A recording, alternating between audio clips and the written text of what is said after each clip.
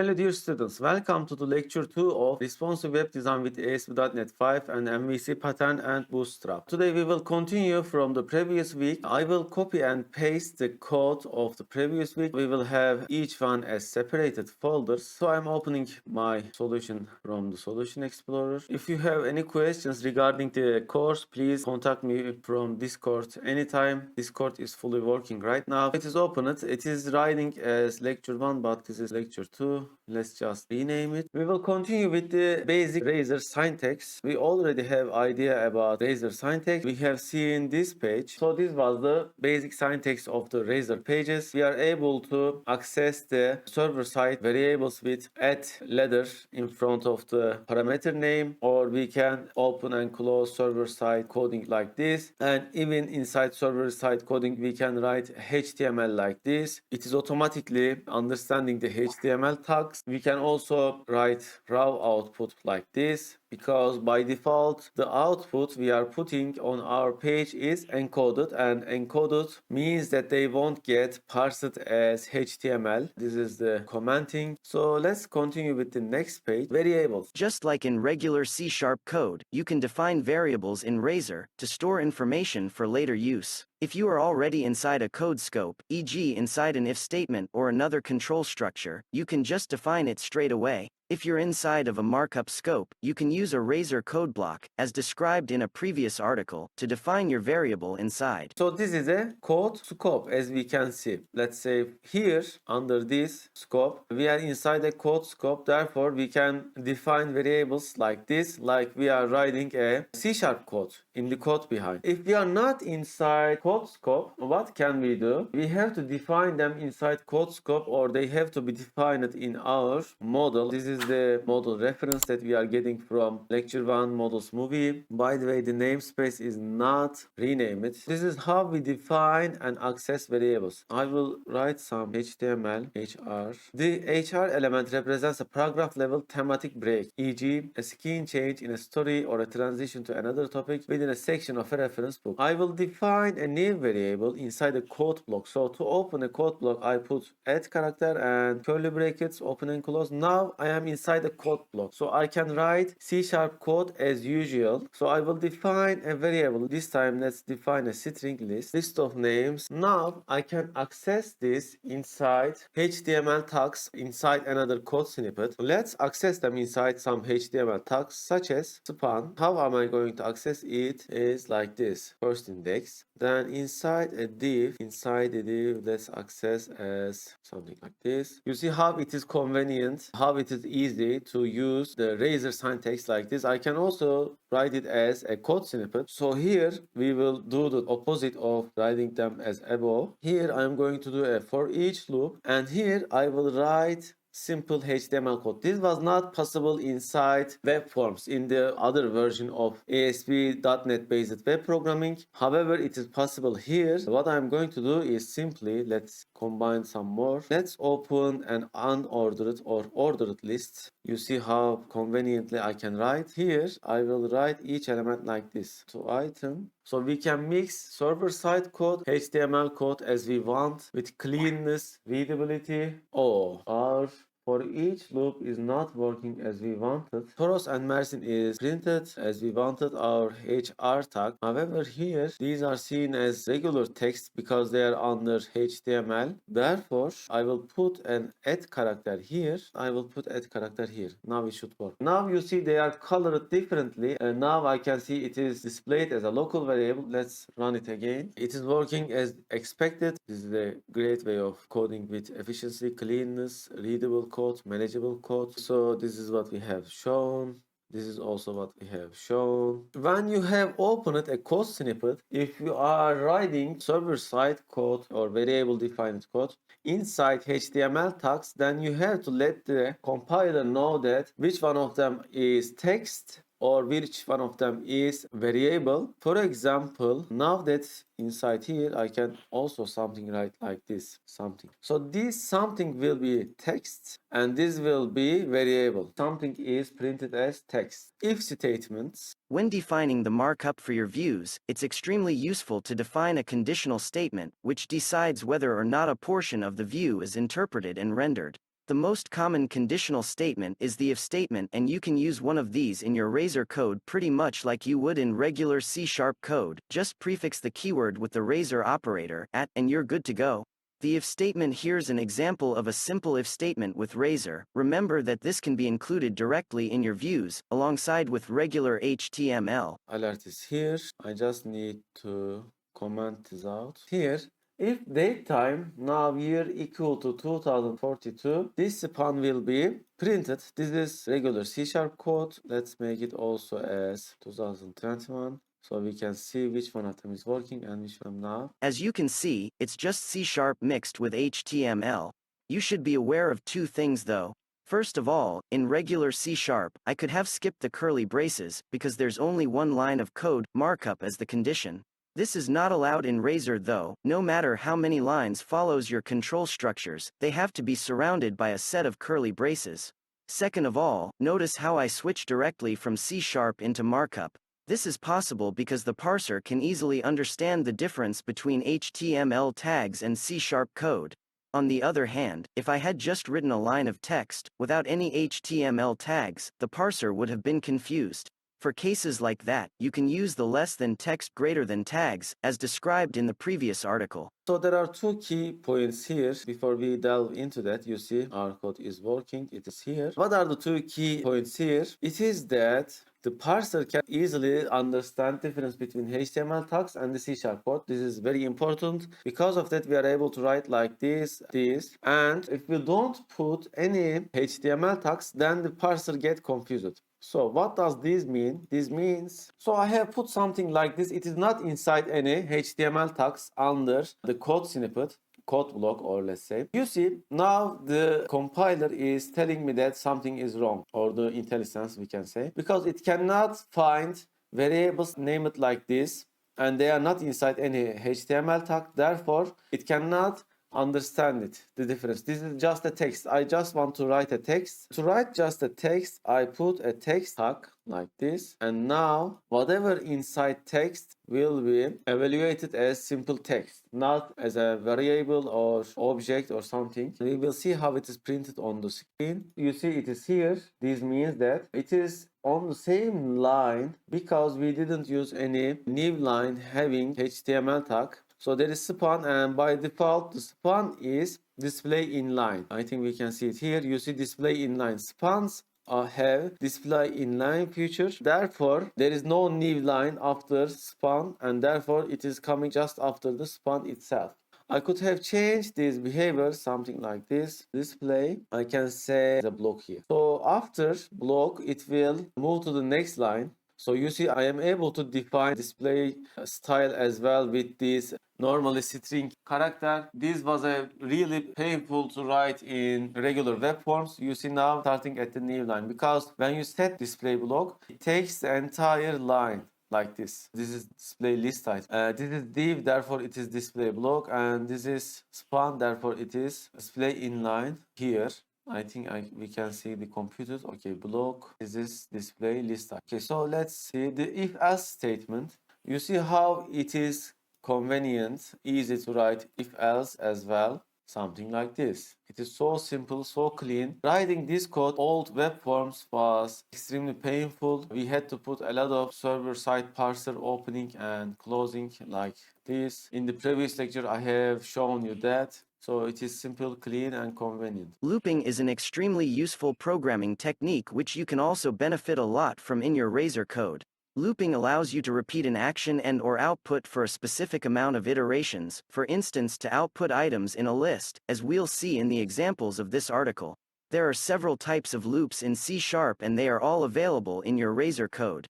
Let's go through all of them, using the same, very simple data source, a list of names, which we'll turn into an unordered HTML list. So we have defined a list variable and initialized it with these names. We can use loop. I had already made its example here. Now they have used unordered list, but this is a for loop. Yes, let's write a for loop as well. You can use any loops. It is same as a C# like this. Do while loop like this. So you see there is a counter variable defined here, Actually, I could define the counter here as well, since they are in the same level. So this is in the level 0, this code scope. This is also in level 0, and this is also in level 0. Since they are in the same level of hierarchy, you can access this variable at here as well. So when we run the application, we will see they are all working. Now we can do while as well.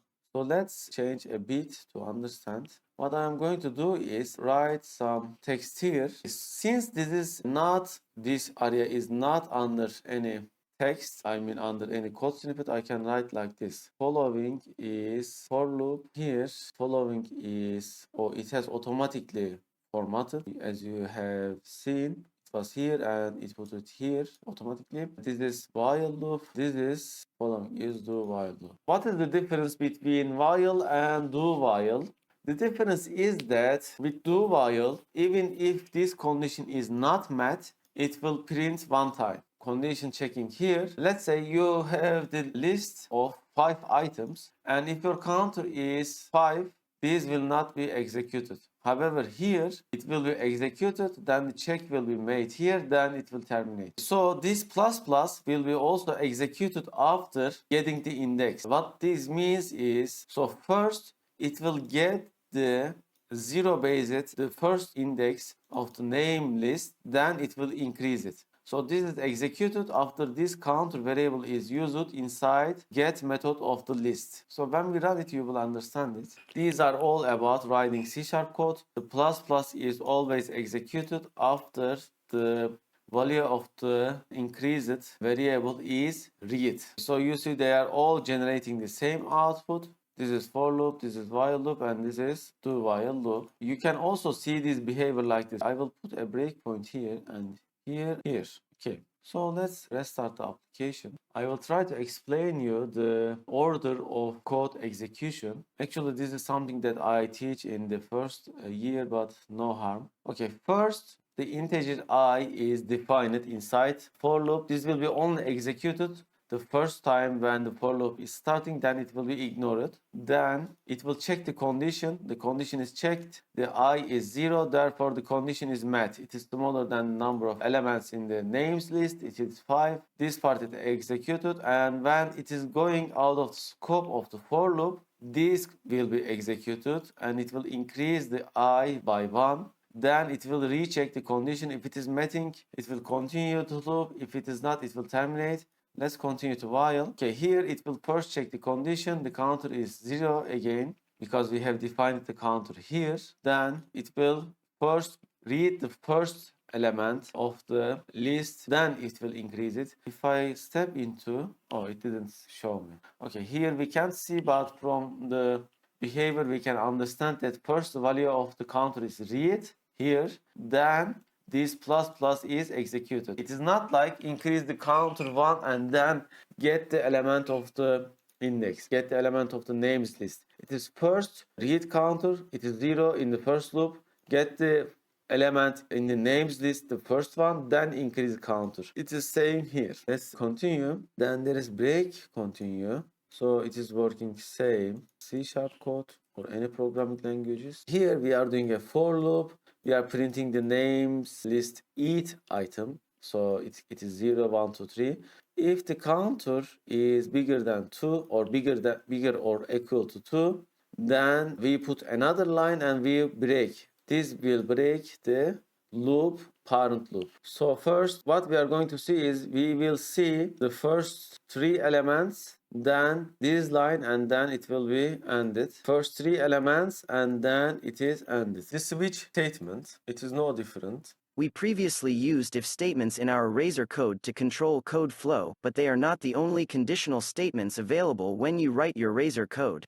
An alternative exists, in the form of the switch statement. You may already know it from C# or other programming languages, but in this article, we'll see how you can use it in your Razor code. A switch statement works by defining a condition to evaluate and then one or several possible outcomes of this condition. So for instance, if we have a user-specified number in a variable and we want various outcomes depending on what it is, it could look like this with a switch statement. Okay, so let's make an example of switch statement. So when I write something like this, it won't work, of course. So what I need to do is I need to make this switch statement as a server-side code. Then I need a variable, name it as number, but I don't have it anywhere. What I'm going to do is I will even make this even bigger, something like this. Here, it is automatically formatted. I see in the Razor code, it is automatically formatted. Okay, then I will make a loop of 100 each time whenever the number, or let's say for each case of number, I can write something. So if number is 1, would this work? No, because it is still treating this line as a server-side code. However, it is not, or let's say C# code. So I have to put it inside an HTML tag or text tag. Let's put it inside div, which is HTML tag, and it will automatically understand that. Now, if the case is, it will write as it like this. Here, it will write like this. I can put anything inside the cases. So when I run the application, now we will see. Switch is extremely useful if you have many conditions to check. So do not use if, else, or if. Switch is the way you should prefer in such cases. A Razor switch statement looks just like it does in C#, but with an important difference: you can include HTML directly inside your case blocks, allowing you to easily output markup and text for each case. Also, unless you are already inside a Razor code block, you will need to prefix the switch keyword with an @ character, just like we have seen in previous examples. Here's a complete switch example. Okay, so as you can see, current switch code block is working as expected, and I will copy and paste this one as well. It is automatically formatted. So it will take day of the week from the date time now. It will be my local time based. And if it is Monday, let's write as is Monday, Saturday, Sunday, and default. Default means that if not any of these cases is satisfied, the default will happen. Currently, we don't have Wednesday, therefore, we will get into default. These are all regular C# programming, but no harm to be seeing them, learning them again. So meanwhile, let's move to next. Nothing special about this day, as you can see. Alright, so the local functions. In a previous article, we talked about how Razor allows you to define a block of code inside your views, like this. Okay, we are still inside a view also. You see index CS HTML. You can use these code blocks for pretty much anything that C# can do. You can even define local functions. This is really cool, because a local Razor function allows you to include markup, which makes it possible to create small template functions. This is useful in a number of situations, for instance, as we can see in this next example, where we need to generate the same piece of markup multiple times. Defining a local function is just like defining a class method, except a local function doesn't have an access modifier, public, private, etc. Here's how it could look. When I copy and paste this code, it won't work because we don't have a class as Hello MVC World Models Web User. Therefore, first I will define a class Web User, and inside this class, we will have public property as first name. I can also define field. The difference of fields and properties, I explain them in my object-oriented programming and advanced programming lectures, courses, so you can watch them. So here it will take parameter of web user, and then it has birthday. This is probably date time. So birthday. By the way, I will assign this by default date time now. I can also define it at the moment of initializing an instance of web user. Okay, here it is working. It has a user class, user info. So let's put some styling on it, such as, okay, let's add a font color.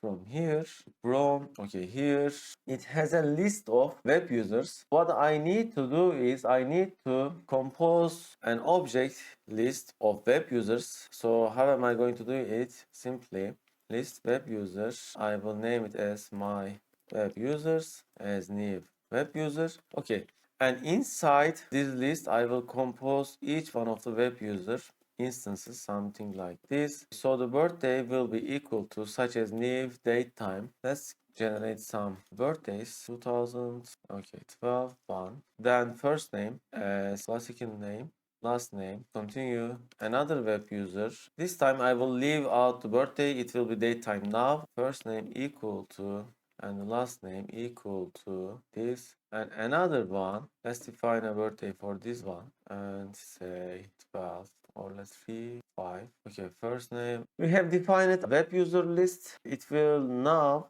for each my web user list with order by. However, as you can see, this is throwing an error. Why? Okay, now compile it. So what we are going to do is let's leave this class definition. So it was about our class declaration. Our class declaration is causing error. It appears that we cannot define a class inside a Razor page. So it was our problem. Therefore, we have to define this class inside our model. It is making sense. You should not define your classes in Razor. You should define them in your model. That is why we have MVC, model controller view. I have moved class here. Cannot access it directly like this. Why?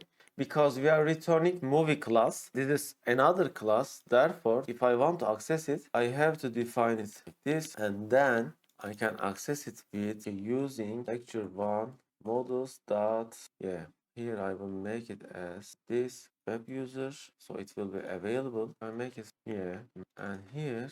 Okay, now it is visible. So we have solved the problem. Now it shows that you see lecture 1 models web user class. I have defined a local function here, and now it will work. Okay, so the first case will be order by. This is link queue. X means each element inside the class X dot first name. And this is by default ascending order, or sorted by first name, then the second name. I think I can also sort them by their birth date as well. Last name. Okay, we have one extra character here. Yeah, okay. And then user sorted by birth date. As you can see, I am able to call my local method. However, it turns out that we are not able to define local classes. So user sorted by ascending first name, Demirci Ayşe, Güçlü Hale, Boyacı Mehmet, and sorted by last name, Boyacı Mehmet, Demirci Ayşe. You see they are ascending order, Güçlü Hale, and they are sorted by date. Yeah, it appears that my example was perfect case for sorting. Templated delegates. The templated delegates functionality in Razor allows you to define a piece of markup and then have it used to represent a specific object on the page. This is a great tool when you need to represent e.g. one of your classes in multiple places inside of your view. It can also be a great way to separate a large chunk of markup from the logic of your view, which can make it easier to read and maintain large views. When defining a templated delegate, you will be using a func delegate. It could look like this. So there is an example function dynamic object movie template. By the way, this is a delegate. Then it uses div for formatting, item.title. Then this is text because it is inside div. And then item release date to short date time string. And this is also text inside div. In this first half, before the equal sign, I create the movie template delegate. In the second part, I specify the markup template to be used. Notice that I use a variable called item. It's passed into the delegate and the type is dynamic, meaning that I can access members on it, e.g. title, which are not checked at compile time. Instead, they are validated at runtime, where they are expected to exist on the object passed to the delegate. If not, an exception will be thrown. I intend on passing in objects of the type movie, a simple class we used previously in this tutorial. This is not controlled at the compile time, therefore you have to be careful. If you are using runtime checkings, you have to define it inside code block. This is our already model, and now we can use it inside delegate. How different it's from local methods? Let's see it. By the way, you see view data title assigns our title. You can also use it, or we are able to write it like this. We will see about view data later, I believe. So view data getSource sets the dictionary for view data and view back. So what is the difference between view back and view data? View data and view bag are used for the same purpose, to transfer data from controller to view. View data is nothing but a dictionary of objects and it is accessible by string as key. View data is a property of controller that exposes an instance of the view data dictionary class. View bag is very similar to view data. View bag is a dynamic property, dynamic keyword which is introduced in .NET Framework 4.0. View bag is able to set and get value dynamically and able to add any number of additional fields without converting it to strongly typed. View bag is just a wrapper around the view data. Okay, so there are some examples. So this is controller code, action result. Let's add example of our view data and view back. So here we added it to our controller such as a list student. We assign it to our view data as with the keyword student, and it adds a list of string reference to the student. Then there is view back example. I will do the same. Okay, you see, with the viewback, we are assigning it as dynamic. So it will be result at the runtime, and this is as similar to session, with keywords. However, we are adding object here.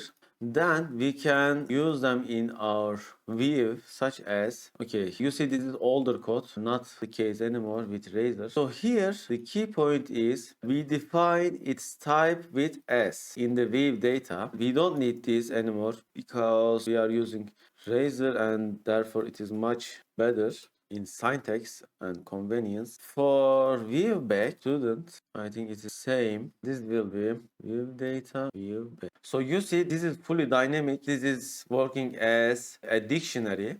In both cases, they are not checked at the compile time, and they will be controlled at the runtime. So if an error happens, it will be uncaught. Okay, students in view data and students in view back, they are both working. Are there any other difference? There is also temp data. It is another thing. Let's read also about that. Temp data is a dictionary which is derived from temp data dictionary class. Temp data is stored data just like live session for short time. Temp data keeps data for the time of HTTP request, which means that it holds data between two consecutive requests. Temp data helps us to transfer data between controllers or between actions. Temp data internally use session variables. Note that temp data is only work during the current and subsequent request. It is generally used to store one-time messages. With the help of the temp data keep method, we can keep value in temp data object after request completion. I wouldn't suggest you to use temp data if you are not sure. Okay, so there is versus comparison. View data, it is key value dictionary collection, it is type object, and it is key value dictionary collection. View data is the dictionary object and its property of controller base class. Viewback is dynamic property of controller base class. View data is faster than viewback. Viewback is slower than view data. So you see, view data is faster. View data introduced with MVC1, MVC3, MVC1. View data also works with .NET Framework 3.5. Viewback only works for above. Type conversion code is required while enumerating. In-depth viewback is used dynamic, so there is no need to type conversion. However, if you use type conversion, that would be easier for other coders to read your code. Its value becomes null if redirection has occurred, same as view data. It lies only during the current request, same as view data. How to use a custom defined class in model by referencing model. This can be applied to anything actually. It doesn't have to be in under models. I can just add another class. Let's add a class as global class. You see, it is under namespace lecture 1. I can also delete it. Public class, custom global class. Inside it, I will have integer as IR_rank, a method such as public void return rank. I will make this, by the way, private, and then it will return. By the way, we didn't return the rank, but let's return the rank as public void set rank. This will set rank with if condition equal to rank. Now we can also use this inside our index.cshtml with using, by the way, it is not under namespace, therefore I can edit. Oh, I am not able to reference it because it is not a static class. Therefore, probably I can access it directly. Check it out. I will open a code block. Yeah, it is directly available. My global class equal to new global classes, and here I will type it as style font size 22 pixels, and here I will call my global classes. The method is not available because I have to use custom global class object. We will reference it like this. Let's name it as class. Okay, here now I can set and get. Okay, I set some this, and okay, this is a method call, therefore it doesn't work because it is expecting a value to write inside div. Therefore I will set it here, and then I will get it. Read return rank. So now this should work inside waves. Okay, I think this is a good explanation. Yeah, it is 0. Duet method we have. I can also change it to or something. So yeah, this would return always 0 now. It will return the remaining dividing by 5000. How to define waves? Okay, here. So this is our delegate function. You see, functions and methods are same, but in C# they are called as method usually. And therefore, I am using method weave data and weave back, weave back. How to use weave data weave back to transfer data from weave. Okay, it is working as expected. About the template, so you see this is a template. It is like a local method that is formatting and returning some data. So here we are using that template to write output we wanted. So the output will be inside div the title. It is expecting title by in the runtime. It is not checking at the compile time. So if I make it something like this, it will still compile. However, it will throw an error like this. This is about formatting. So the item is being the item getting provided to the template. The template is taking an object. It is dynamic. So here, this is the object we are providing. And it is getting the object's title, I mean utilizing, and the temp. I could also write this as a method. So let's also write it as a local method. So it will work same. String format movie. This time it will be strong formatted. So it will take a type of movie object, movie my movie. It will return this simply. It will return this. However, when we are returning, we will use my movie dot title. If you write it as method, it is not working as a template. That is why we use dynamic delegates. So what I can do at best is return this as a string. To make it work, I have to return it like this. So basically, I am not writing HTML mixed code. I am writing previous way. This is not the HTML mixed code anymore. This is the string. It will be needed to parse it as this. Let me show you method way of movies. So let's put inside div. Here I will call format movie. You see it is private because it shows a lock here. It will take movie object and it will return this string. However, it will be encoded by default. So let's say default encoded. Let's see the difference. And here raw. So to have it raw, I have to use HTML raw method. This okay.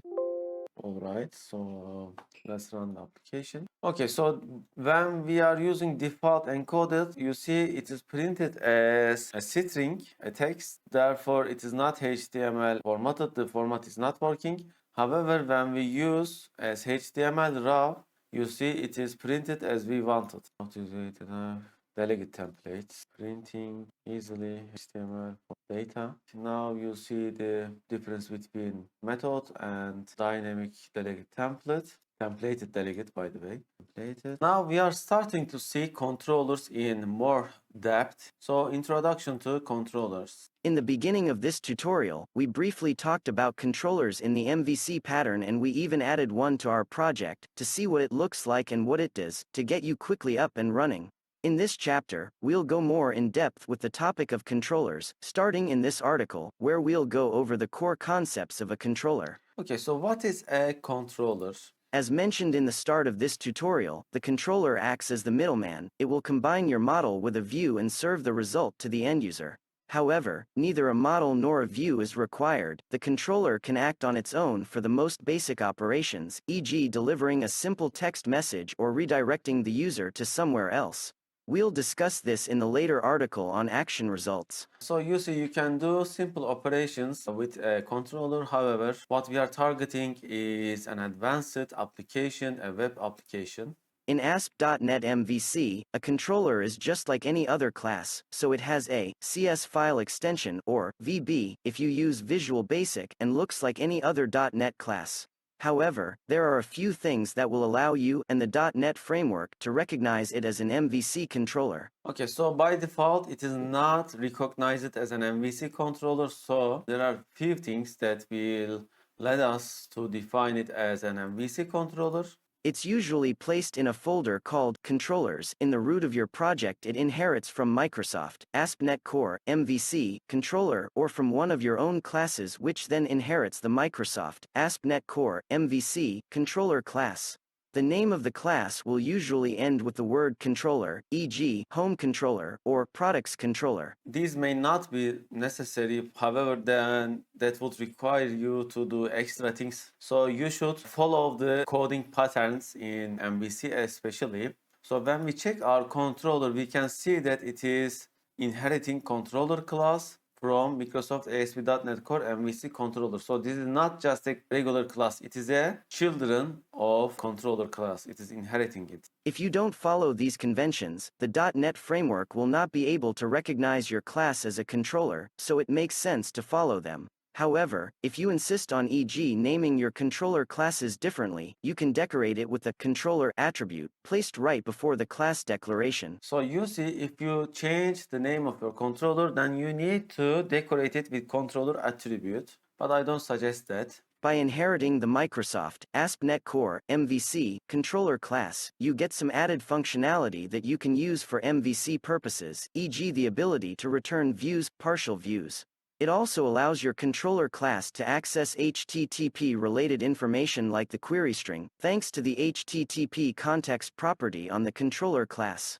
In other words, it turns a regular .NET class into a web-aware class, allowing you to do stuff you would normally be able to do in your PHP or ASP Classic file or any of the many other web technologies out there. So if you are writing a class for as a controller of a view, then you should inherit always the controller class of Microsoft ASP.NET Core MVC. Okay, so where the controllers are placed it inside controller folder, and they are ending with a controller word as a suffix. So this is about how controllers are defined and named. Then the actions are coming. So in our controller, we already have an action, which is iAction result index. So when our application is running, basically it is looking for an action named as index by default. It is how it is working. So we can define multiple actions. We will see about that. So let's continue.